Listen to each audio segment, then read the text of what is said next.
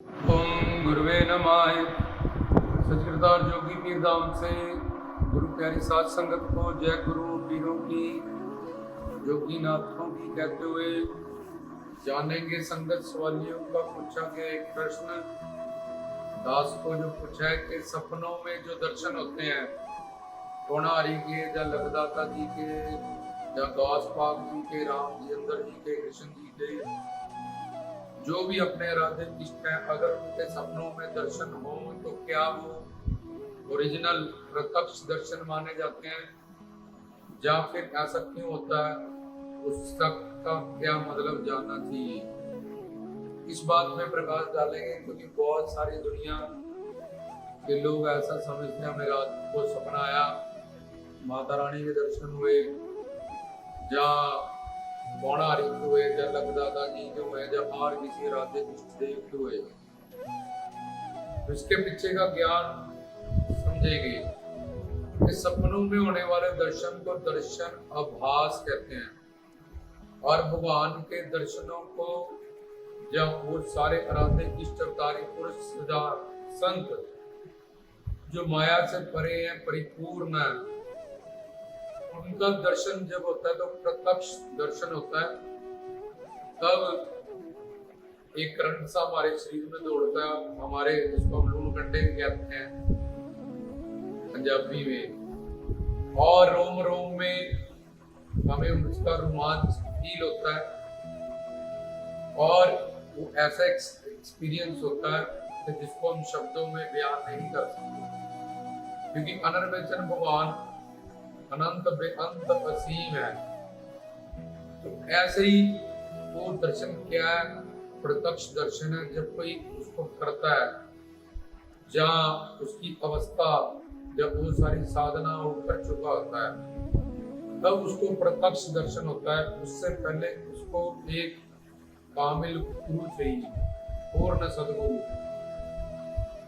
फिर तन मन धन से सेवा करके अपने अंतःकरण को, मन बुद्धि को बिल्कुल पाक और शुद्ध कर लिया हो। शुद्ध करने के बाद गुरु उसको दिव्य शक्तियां, दिव्य अंतःकरण की दात बख्शता है। दिव्य आंख, दिव्य कान, दिव्य नासिका। जैसे अर्जुन को पहले दिव्य दृष्टि दी गई, फिर उन्होंने कृष्ण भगवान को देखा, उनका विराट रूप, उससे पहले नहीं।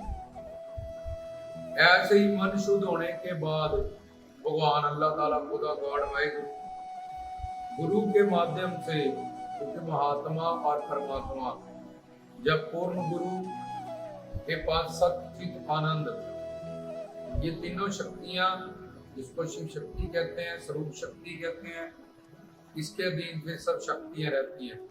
तो संतों में, ब्रह्मा विष्णु शंकर में, परमात्मा में, राम कृष्ण अल्लाह गॉड वाहिगुरु को ये शिव शक्ति है।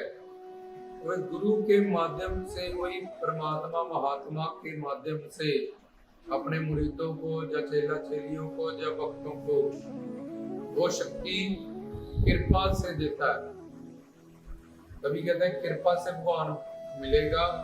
गुरु जो भक्ति बताएंगे, भक्त के वश में भगवान, उस भक्ति के अधीन फिर भगवान है, तो भगवान के अधीन फिर सब कुछ। तो इस तरह से उसमें प्रत्यक्ष दर्शन पहले हम आपको समझा रहे हैं। तो फिर अंतःकरण दिव्य होने के बाद हमें दिव्य दर्शन मिलता है। इससे पहले हमारा शरीर माया से बना है, 5 महाभूतों से बना। तो हमारे पास जो सुप्रीम पावर है बुद्धि है। अगर बुद्धि से भगवान मिल जाए तो भगवान कहता है कि मैं नहीं फिर बड़ा, तेरी बुद्धि इंसान बड़ी है जो मैंने बनाई। जैसे सूर्य से किरण तो सूर्य की वजह से ही प्रकाशित है, वो अपने प्रकाश से का क्या ज्ञान देगी। ऐसे ही ये बुद्धि ईश्वर ने बनाई। मन, बुद्धि, शरीर, इंद्रियां, ये सब माया शक्ति के कारण, भगवान की माया शक्ति के कारण ये 5 महाभूतों का संसार बना, ये शरीर बना। तो अब जब मन बुद्धि में अनंत जन्म के पाप पड़े हैं, संचित कर्म, और इन मन बुद्धि से हमें संसार ही समझ में नहीं आता, और एक इंद्री आंख का काम कान नहीं करता, कान का जुबान नहीं करती, अपनी अपनी इंद्रियों का अपना अपना काम है, चाहे वो पांचों पांचों तत्वों से ही बनी है। तो आत्मा परमात्मा जो अगम अगोचर विनाशी है, अलग है, मन बुद्धि इंद्रियों शरीर की पकड़ से वो परे है, तो उसका प्रत्यक्ष दर्शन आत्मा का ही ये जीव जब मन बुद्धि इंद्रियों से नहीं कर सकता, तो परम पिता परमात्मा का, जब ब्रह्मा विष्णु शंकर का, जब उनके आगे अवतारों का, जब सिद्ध संतों का ये दर्शन कैसे करेगा। लेकिन ये प्रत्यक्ष दर्शन करने के लिए पहले श्रद्धा, ग्रंथों और गुरु की बात पे अटूट विश्वास चाहिए, और दूसरा मतलब होता है अपने कल्याण जी को, दूसरा साधु संगो पूर्ण सतगुरु मिले, तीसरा उसकी शरणागति हो, सत्संगो उनका, चौथा अनर्थ निवृत्तियां जिससे हमारी साधना खराब होती है, निंदा चुगली झूठ आलस्य पाखंड डंबर झूठ प्रदोष देखना, ये सब बातें अनर्थ निवृत्तियों में आती हैं।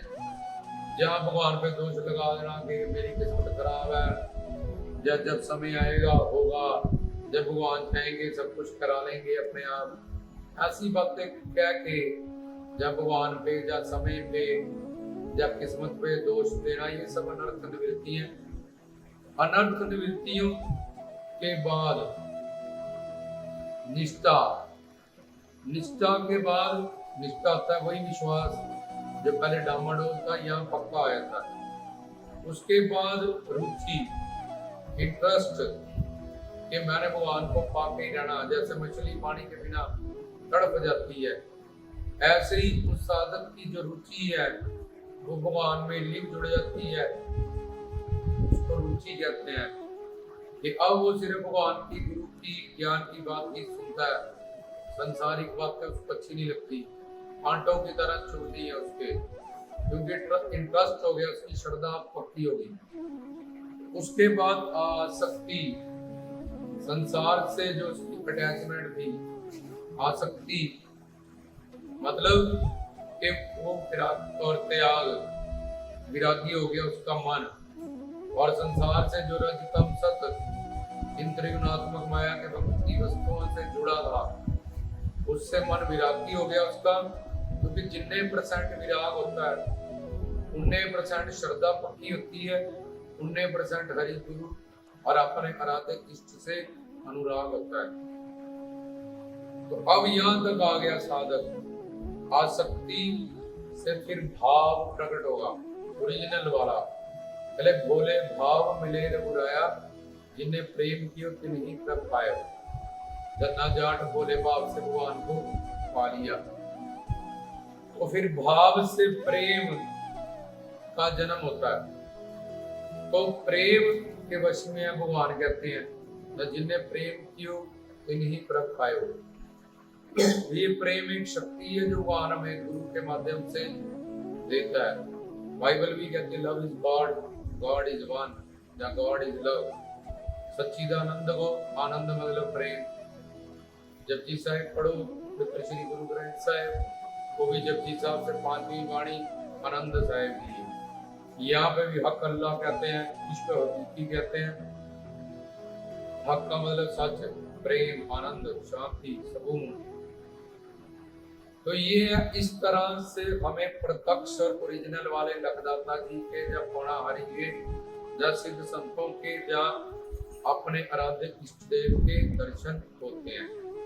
अब ये तो प्रत्यक्ष दर्शन ओरिजिनल वाले हैं। अब जो सपने में होते हैं उसको दर्शन आभास कहते हैं। हमारी बुद्धि में 4 दोष रहते हैं मानव की। भ्रम, जिससे होता है रस्सी को सांप जानना, कुत्ता हड्डी चूसता है, अपने दांतों का कुछ देर बाद खून आने लगता है और सोचता है हड्डी से खून आ रहा है। जैसे अंगूठा पीता है बच्चा, उसको लगता है इसमें दूध आ रहा है, लार, अपने थूक वो पीता रहता है। भ्रम होता है जो है असल चीज है उसको असल ना मानते हुए हम कुछ और मानते हैं। जैसे हम एक आत्मा है, हम खुद को शरीर मानते हैं, और जो हम हैं वो ना मानते हो, जो हम नहीं है वो हम अपने आप को मानते हैं।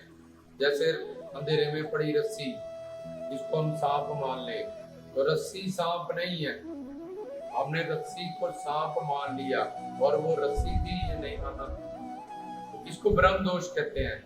जैसे ऐसे 4 दोष होते हैं, पर ये ब्रह्म दोष के कारण प्रमाद, विपरीपसा, करना, पाटो, ऐसे 4 दोषों के नाम है। तो सपने में होने वाले दर्शन आभास होते हैं। सपने में हम देखते हैं आसमान में उड़ रहे हैं, हमने अपना सिर खुद ही काट लिया, हम 20 मंजिल से छलांग लगा रहे हैं, हम बहुत करोड़पति, अरबपति, खरबपति होते हैं। सपनों की कोई लिमिट नहीं। अभी यहीं पे है, अभी 7वें आकाश पे चला गया, अभी अमेरिका चला गया मन। सोए सोया इंद्रियां सो रही हैं बेड पे, और मन कहीं भी घूम रहा है, इंग्लैंड, अमेरिका, कनाडा, अपना सिर काट के तली में धर रहा है, कोई पूत ने हमें मार दिया। तो सोए सोए भी मन अपना काम सब इंद्रियों से, सूक्ष्म शरीर से करता है, उसको मन कहते हैं। जिसमें के 5 ज्ञान इंद्रिय, 5 कर्म इंद्रिय, सूक्ष्म प्राण, अपान, उदान, समान, व्यान, ये 5 प्राण, मन, बुद्धि, अहंकार, ये 3, और चित्त नहीं रहता उसमें, चित्त नहीं। सपने में की गई बंदगी या सिमरन या कर्म, उसका फल नहीं होता। तो ये 18 तत्वों से बना हुआ सूक्ष्म शरीर मन, इसमें सूक्ष्म ज्ञान इंद्रियां और कर्म इंद्रियां होती हैं, जिसके कारण हम सपना देखते हैं। और योग के हिसाब से लिंग शरीर इसको कहा जाता है। और हमारे शरीर में चक्र होते हैं, तो स्वधिष्ठान चक्र और कंठ चक्र, ये जो टेटुआ सा लगाया इधर, ये दोनों आपस में मिलके सपना दिखाते हैं हमें। अब सपनों में होने वाले सपना दर्शन आभास की कोई वैल्यू नहीं होती। हम जो सपने में अमीर हो गए हैं, उड़ के देखते हैं कि यार घर को खाने को तो आटा भी नहीं। अगर सपने में को में होने वाली हरकतों को या दृश्य को हम सच मानेंगे, तो फिर हम बोले मर गया कल हमारा बेटा, जब माँ मर गई सपने में, कहीं वो मरने, तो हम फिर उसी टाइम आए, ये तो मरने वाला मैंने सपने में देख लिया, उसी चिंतन में रहेंगे। मैं तो करोड़पति बन गया, उठा अकाउंट में 1000 रुपया भी नहीं है, अब रोएगा। और क्योंकि रजतम सत्य त्रिगुणात्मक माया, सत्य जो माया, उसके कारण अगर 100 सपने आएंगे, 20 आएंगे, तो एक सच भी हो सकता है। अगर उनकी सपनों की दुनिया में सच मान लिया और चले हैं, तो फिर वह ब्रह्म का खंड फिर दुखी रहेंगे। रात को ये सपना आया और ये देखा तो बड़े खुश हैं, अब ये आया तो अब बड़े दुखी हैं, और हमेशा यहाँ ये मरने वाला, ये मरने वाली है, ये ऐसा ना कर दे, रोटी में मुझे जहर ना दे दे। तो अगर हम उस सब बातों को सच मानने के चलेंगे, तो हम सिर्फ पागल हो जाएंगे अपनी जिंदगी में, कुछ भी हमारे पास नहीं आएगा। तो प्रत्यक्ष दर्शन तुम्हें बता दिए, सपने में होने वाले दर्शन आभास होते हैं। उससे बड़ी बात, सपने में मन आजाद होता है, कुछ भी देखने में, कहीं भी जाने में। सपने में बुद्धि और आत्मा, ये दोनों जुड़े नहीं होते साथ में। जैसे अब हम जागृत अवस्था में, जागृत, स्वप्न, सुषुप्ति, जब गहरी नींद में सोचते हैं बोले आज मजा आ गया, आनंद आ गया, आज कोई सपना भी नहीं आया, झंझट खत्म। क्योंकि सपना कभी अच्छा था, कभी बुरा था, कभी कोई बुरे चढ़े लगाता है, कभी हमारे नफा का, कभी नुकसान का, हम उससे भी डिस्टर्ब रहते हैं। और जिस दिन सपना भी ना आए, बोले आज गहरी नींद आए, सोए, मजा आ गया, आनंद हो गया, सुख हो गया। तो अब सपने में जब बुद्धि और आत्मा ये साथ में नहीं जुड़ी रहती, तो मन आजाद है, कुछ भी सोचने में, कुछ भी करने में। ऐसे किसी को बोलो कि 12 फुट से छलांग मारो, बोले पागल हो, मेरा दिमाग खराब है कि मैं मारूं अपनी हड्डी पसलियां उड़ाऊं? क्यों? क्योंकि बुद्धि काम कर रही है। जागृत अवस्था में उसके सपने में देख रहा है सिर काट के मैंने रख लिया, मैं करोड़पति हो गया हूँ, मैं 1 लाख की 10 लाख की गाड़ी लेता हूँ, भले अकाउंट में तो यार 5 रुपए 5,000 रुपया सपनों का क्या? पागल बंदो इन पे यकीन करते हैं और इधर मूर्खता का प्रदर्शन करते हैं। तो ये दर्शनबाज, इसमें ना ही सपने में देखने वाले दृश्य में ना बुद्धि जुड़ी है ना आत्मा जुड़ी है, इसलिए उसकी कोई भी वैल्यू, जब उसमें होने वाले दर्शनों की कोई भी वैल्यू ग्रंथों शास्त्रों में नहीं है। उल्टा गुमराह हो जाओगे कि माता रानी ने ऐसा कहा था वैसा होगा नहीं, पौना हरि ने ऐसा कहा, लखदाता ने वैसा हुआ नहीं। उल्टा अंधविश्वास में फंस जाओगे। माता तुमने ऐसा कहा था, पौना हरि ऐसा कहा था, लखदाता तो ऐसा तो हुआ नहीं, तो उल्ट हो गया था। उल्टा अपने अंधविश्वास में जाते रहोगे और ज्यादा नास्तिक हो जाओगे। पर अगर बाकी कोई सपना आ रहा है, रजतम सत राजस तामस सात्विक व्यक्ति वस्तुओं का, उससे गुरु का सपना आ रहा है, अपने राधे इष्ट का सपना आ रहा है, और अगर तुम ज्ञान रखते हो ये सारा, तो बाकी संसार के सपनों को देखने से अच्छा है। क्योंकि अगर मन गुरु से जुड़ा है, पीरों फकीरों से, बाबा जी से जुड़ा है, तो बाकी इधर उधर के सपने देखना उससे तो अच्छा ही है। पर ये मान के कि ये भी दर्शन आभास है, कोई प्रत्यक्ष दर्शन नहीं। तो उन कूड़ा कबाड़ सपनों से गुरु का सपना या धार्मिक सपना ऐसा आए तो अच्छा है। और हम देखते हैं कि उनको जो पूरे सिद्ध हो जाते हैं, शरणागत हो जाते हैं, साधक होते हैं, उनको फिर सपना नहीं, उनको हुक्म होता है पौना हरि का। जैसे लखदाता के पिता जैनुल आबिदीन, उनको आके हुक्म हुआ ख्वाब में, तुम सपना कह सकते हो, पर उसको हुक्म कहते हैं क्योंकि वो सिद्ध जानता है, पूर्ण है। तो उनको आके प्रत्यक्ष शक्तियों ने या फरिश्तों ने, जैसे मोहम्मद जी पे कुरान उतरा, ईसा मसीह के साथ भी फरिश्ते जुड़े हैं, तो ऐसे लोग जो सिद्ध साधक हैं, उनकी साधना सिद्ध हो गई है, उनको हुक्म होता है उसके राधे इष्ट का, गुरु का। वो दर्शन आभास में भी नहीं है और वो अपनी साधना से सिद्धि प्राप्त कर चुके हैं। उनके लिए सपना नहीं है, उनके लिए सपना हुक्म है और वो सच है। अगर तुम साधक, साधना, सिद्धि, इन 3 अवस्थाओं को सिद्ध हो चुके हो, तो फिर तुम्हें लखदाता जी हुक्म कर सकते हैं कि जाओ वहाँ नाम जपा के आओ, जाओ वहाँ लंगर लगा के आओ, जाओ वहाँ पे मेरी दरगाह बना के आओ। और अगर तुम साधक, साधना, सिद्धि ये प्राप्त तुमने नहीं की, या वो प्रत्यक्ष दर्शन बताया हमें कैसे होता है, क्योंकि इनमें शक्ति है और हम माया के अधीन है। अगर वो जब तक हमारा यहाँ जैसे तारे पड़गी, मकान बन गया, जेई को बोला लाइट दे दे, उससे पहले कोई राधे इष्ट या माया से परे जो शक्तियां हमें दर्शन देंगी, उनमें शिव शक्ति, योग माया शक्ति है, तो हमारा शरीर भस्म हो जाएगा। यारे शंकर जी तीसरा खोलते हैं, कामदेव भस्म हो जाता है। लोग तो शनि की दृष्टि से मानते हैं कि भस्म हो जाते हैं, तो वो योग माया शक्ति, स्वरूप शक्ति जो उनमें मौजूद है, जिससे ये पूरी सृष्टि कायनात बनी है, अगर वो हमारे सामने भी आ जाएंगे तो हम भस्म हो जाएंगे, चिथड़े उड़ जाएंगे हमारे। तो ये दर्शनबाज को दर्शनबाज ही मानो।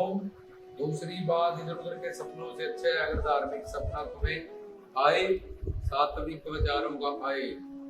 तीसरा, सपने आभास में होने वाले हुक्म और इनको प्रत्यक्ष और सच ना माना जाए। चौथा, अगर साधना, साधक, सिद्धि ये 3 चीजें प्राप्त कर सके साधक, तो फिर वो सपना नहीं है, वो उस पे हुक्म उतरता है। जैसे मोहम्मद कहते हैं मेरे पे अल्लाह का अलहाम हुआ, कुरान शरीफ, गुरु नानक कहते हैं ਜਿਹਦੇ ਤੇ ਆਵੇ ਖਸਮ ਦੀ ਬਾਣੀ फैसला करी ज्ञान में ला लो धुर दी बाणी। तुलसीदास कहते हैं ये राम का बोल है, रामायण मेरा नहीं है। कृष्ण कहते हैं भागवत गीता भगवान का गीत है ये। तो ऐसे ही अगर कोई सिद्ध हो गया है और प्रत्यक्ष दर्शन तक पहुंच गया है और ये सारा साधना कर चुका है, उसको हुक्म होगा बाकी सारे दर्शनवास में है तो उसको उन दर्शनों को ओरिजिनल मत मानो, प्रत्यक्ष मत मानो, नहीं तो अंधविश्वास में फंस जाओगे और ज्यादा नास्तिक हो जाओगे और सिर्फ सपनों की दुनिया में जीने वाले पागल मूर्ख होते हैं। उनको वेद शास्त्र ग्रंथों में कोई वैल्यू नहीं दी जाती। तो ये था पूछा हुआ प्रश्न कि सपनों में क्यों? क्योंकि उसमें बुद्धि का साथ नहीं है, उसमें आत्मा का साथ नहीं है, इसलिए सपना कुछ भी हो सकता है। किसी का भी दर्शन आभास हो सकता है। अपनी श्रद्धा या अपने भाव या उस राधे इष्ट की तरफ झुकाव या सारा दिन उनकी बातें की उनकी सोच में थे, इसलिए। तो ये था इसके पीछे का विज्ञान। रामदास की तरफ से गुरु प्यारी सारी सात संगत को